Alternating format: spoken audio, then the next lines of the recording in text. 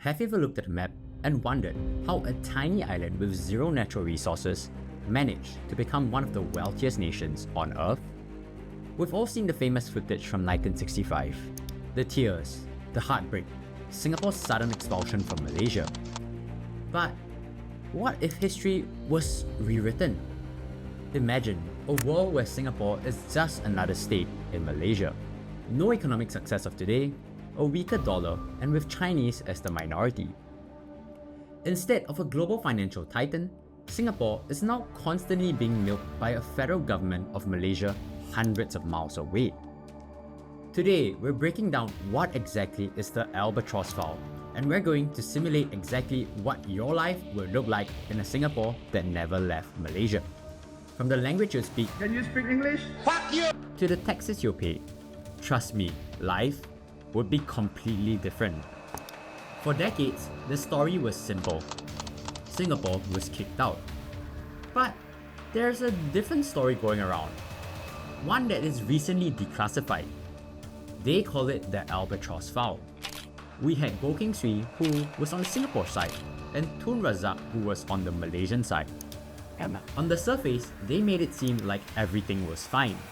But under wraps, this split had been in motion for months. But why call it the albatross? Because the merger had become a heavy, suffocating bird hung around their necks. They realized that if they stayed together, racial tensions wouldn't just disappear. They were looking at a full-scale civil war. So what would happen if they stayed? What if the British had blocked the separation instead? This clash wasn't just about money. It was a battle of two different visions. Singapore had pushed for a Malaysian Malaysia, a vision where everyone was equal regardless of race, language, or religion. Kuala Lumpur instead stood for Ketuanan Melayu, Malay dominance. If Singapore had stayed, Lee Kuan Yew would have been a massive political threat against the ethnic Malay majority. Together with Sabah and Sarawak, Singapore would have held 35% of the seats in parliament. That is essentially a veto bloc. They could essentially stop any constitutional amendment KL or Malaysia tried to pass. Imagine a parliament where this little red dot, Singapore, is now the main decision maker, constantly challenging the status quo. In this reality, the federal government would likely have tried to arrest the Singapore government for threatening national security.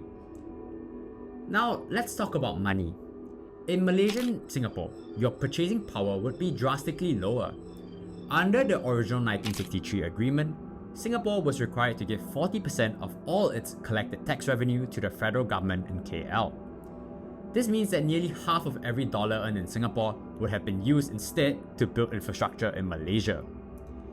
Instead, in our timeline, the Singapore government used the Land Acquisition Act to buy cheap land and build subsidized public housing.